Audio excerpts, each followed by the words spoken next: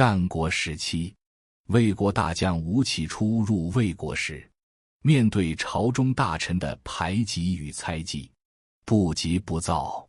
有一次，一位大臣当众羞辱他：“你这个楚国逃兵，有何资格在我魏国为官？”众人等着看吴起发怒反击。然而，吴起只是微微一笑，不卑不亢地回答：“我虽是楚国人，但心系魏国，若能为魏国效力，哪怕粉身碎骨也在所不惜。”这位大臣见吴起不为所动，更加恼怒，竟当众吐唾沫在吴起脸上。朝堂哗然，所有人都以为吴起会拔剑相向。出人意料的是，吴起不慌不忙地擦去脸上的唾沫，继续与魏王讨论军国大事，仿佛刚才的羞辱从未发生。事后，魏王问他为何能忍受如此侮辱。吴起答道：“我来魏国是为了建功立业，不是为了与人争一时义气。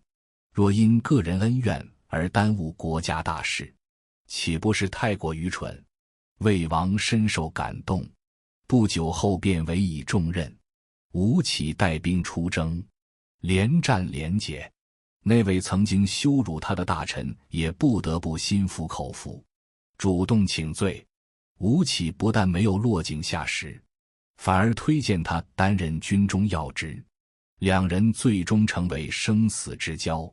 魏国上下无不感叹，吴起不仅有过人的军事才能，更有非凡的智慧与胸怀。这个故事告诉我们，在人际交往中，拿捏分寸的智慧远比一时的意气之争更为重要。吴起深谙拿捏之道，他既不盲目退让，也不鲁莽反击，而是选择在关键时刻展现自己的价值，用实力说话。这个世界从不奖励老实人，只会把他们当成任人宰割的韭菜，割了一茬又一茬。你不学会露出獠牙，就永远只能做任人摆布的棋子，直到被无情抛弃。在这个弱肉强食的社会，要么成为手持利刃的猎人，要么沦为被撕碎的猎物。没有中间地带，没有和平共处，只有无情的厮杀和冷酷的算计。这就是人间真相，残忍但真实。春秋时期的晏子出使楚国，楚王故意安排他从专门为牲畜准备的小门进入，想要羞辱齐国。面对这种挑衅，晏子不卑不亢地说：“我奉命出使狗国，自然要从狗洞进去。”这一句话既维护了自己的尊严，也让楚王无地自容，不得不重新以礼相待。晏子的智慧在于，他既没有因为愤怒而拒绝入内，导致使命失败，也没有默默忍受羞辱，丧失尊严。他用巧妙的言辞，将对方的侮辱反弹回去，既完成了使命，又保全了自尊。善良是珍贵的品质，但过于天真幼稚，缺乏对人心和局势的判断，在复杂的社会环境中，无疑是将自己置于危险境地。我们可以坚守善良，但绝不能没有防备；可以不主动算计他人，但必须具备看清他人设局的能力。汉朝名将韩信，年少时曾遭受胯下之辱，一名屠夫在街头挑衅他：“你带着剑，是想杀人还是想被杀？如果想杀人，就从我胯下钻过去；如果想被杀，我现在就可以成全你。”面对这种羞辱，韩信权衡利弊后，选择了忍辱，钻过对方胯下。旁观者都嘲笑他是懦夫，但韩信心中自有盘算。他知道，一时的忍辱不代表永远的屈服，他在等待时机，果然，当韩信成为汉朝大将后，他找到当年的屠夫，不是为了报复，而是封他为中尉。韩信说，当年若与你拼命，我们两人都将一事无成，我忍辱负重，为的是等待时机，成就大业。韩信的智慧在于，他明白什么时候该忍，什么时候该进。他不是一味的忍让，而是有策略的等待时机，最终成就了自己的霸业。成年人的世界，每个人都像是带着武器在跳舞，单纯的真诚，在丛林法则盛行的社会中，远远不足以立足。唯有将真诚与手段相结合，才是真正的生存之道。人性存在一种奇怪的特性，对于轻易得到的东西，往往不懂得珍惜。越是主动追逐讨好的对象，越容易被忽视。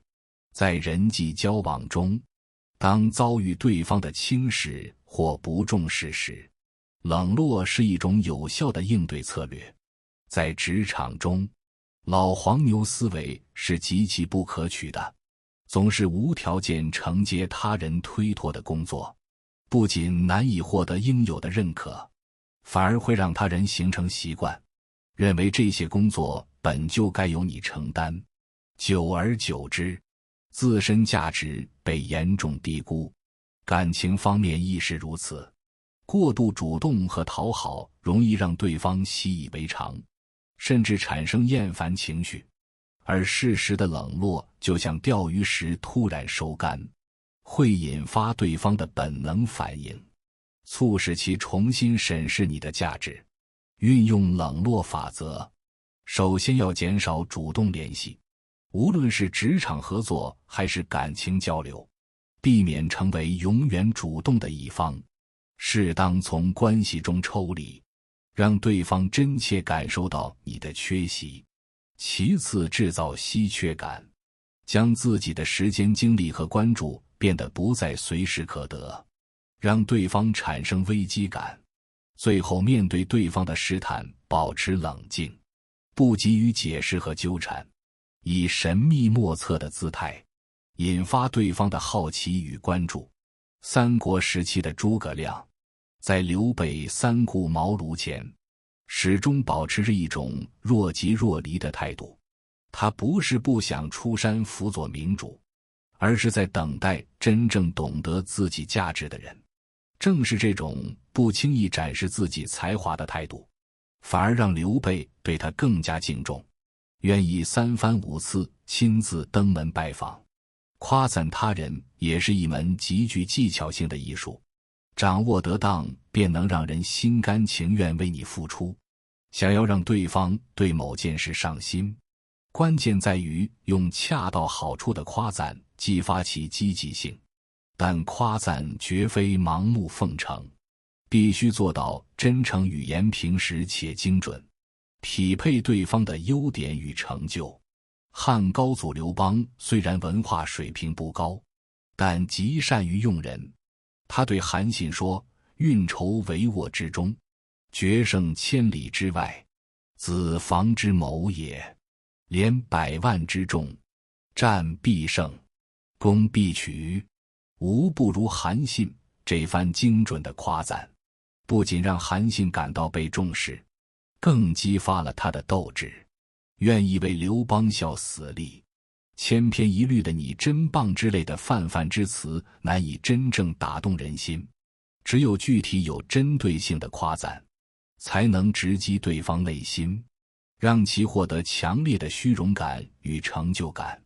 每个人内心深处都渴望得到他人的认可，渴望通过他人的赞扬满足自己的虚荣心。从心理学角度而言，被夸赞时，大脑分泌的多巴胺会带来愉悦感，这种愉悦感会促使人们更愿意与给予夸赞的人建立良好关系，并为其付出努力。最高级的操控方式就是让对方在你的认可中自愿投入精力与时间。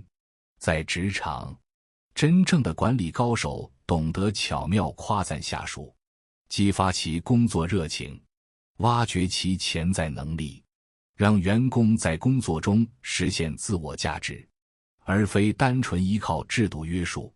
三国时期的曹操，虽然手段狠辣，但极善于赏识人才。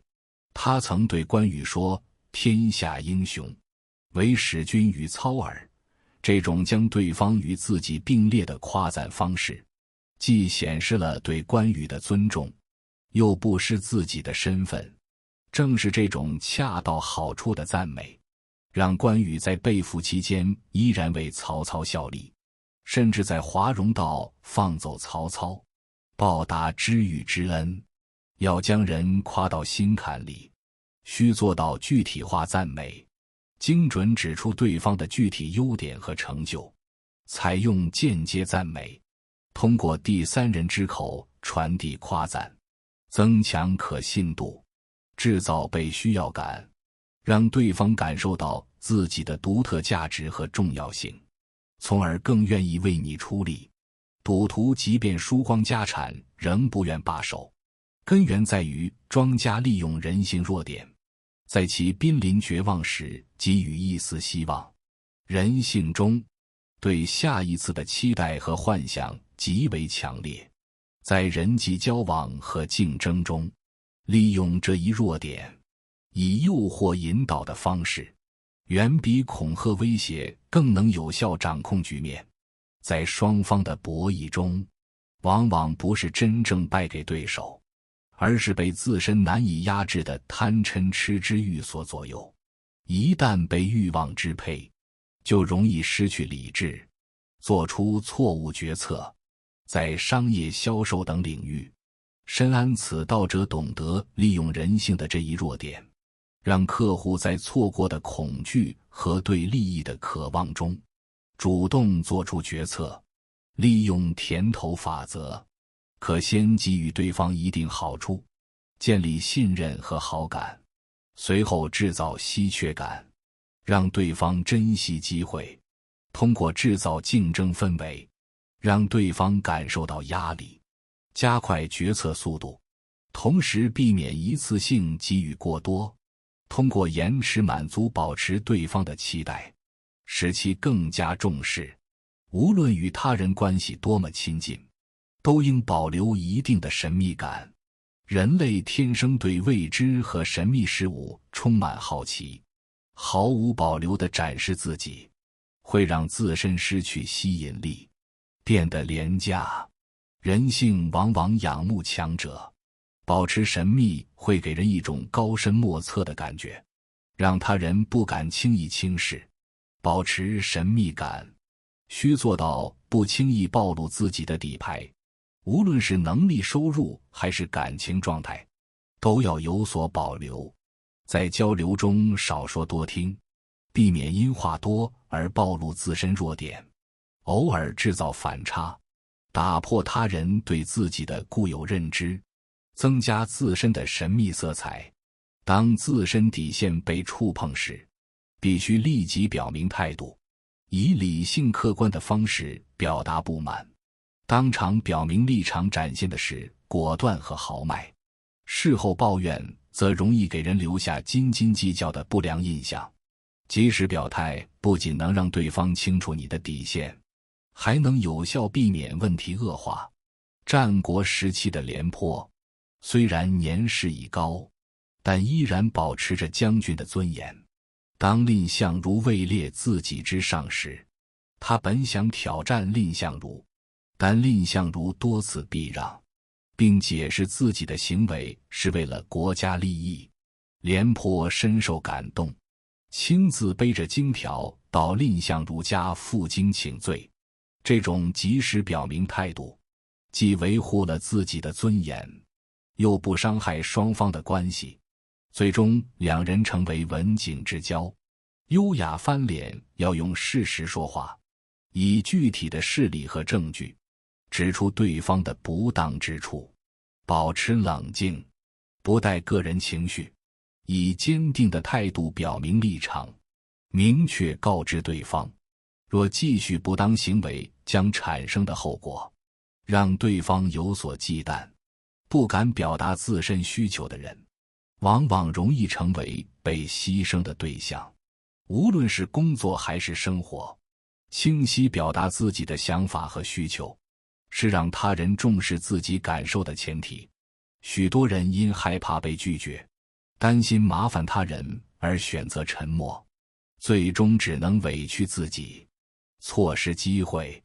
有效提出要求要做到直接但不强硬，以诚恳的态度清晰表达需求，提供交换条件，让对方感受到帮助你是互惠互利的。克服对被拒绝的恐惧，勇敢表达，因为不尝试就永远没有机会。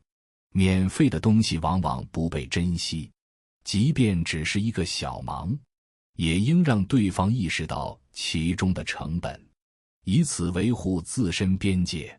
总是无条件帮助他人，容易让对方将这种帮助视为理所当然，甚至提出更多不合理要求，避免被白嫖。可通过设定门槛，让对方知道帮助并非随时可得，适当索取回报，让对方明白帮助是有价值的。学会拒绝不合理的请求，保护自己的时间和精力。面对他人的欺负和挑衅，必须展现出强硬的姿态，坚决反击。自身的态度和行为是保护自己的有力武器，一味忍让只会让对方得寸进尺，树立不好惹的形象。要保持眼神坚定，语气平稳，展现不卑不亢的气场。在小事上可以宽容大度，但在原则性问题和底线问题上，绝不退让。当他人失态时，立即以行动给予回应，让对方明白欺负你需要付出代价。在追求目标的过程中，保持低调至关重要。提前宣扬自己的计划和目标，容易招来他人的嫉妒和干扰，甚至可能因现实的挫折而遭受嘲笑。真正的高手懂得默默积累，专注于目标，用最终的成果证明自己。想要闷声发财，需减少在社交媒体上炫耀。面对他人的质疑，无需过多解释，用实际成果回应，将精力集中在目标实现上，减少无效社交，避免不必要的干扰。人们往往对完美的人敬而远之，却更愿意亲近有缺点的人。适当展示一些无伤大雅的小缺点，能让自己更具人情味，更容易与他人建立亲近的关系。运用缺点法则，要暴露一些不会影响自身形象和能力的小弱点，以自嘲的方式展现缺点，用幽默化解尴尬，体现自信。通过展示缺点，塑造真实可信的形象，避免完美人设带来的距离感和不真实感。所有的拿捏技巧，本质上都是对人性的深刻理解和尊重。在社会交往中，若不懂得运用这些规律，就容易成为被他人利用的对象。社会的底层逻辑并非单纯的对错之分，而是实力的较量。当你足够强大，就能吸引更多善意；当你弱小，可能面临更多恶意。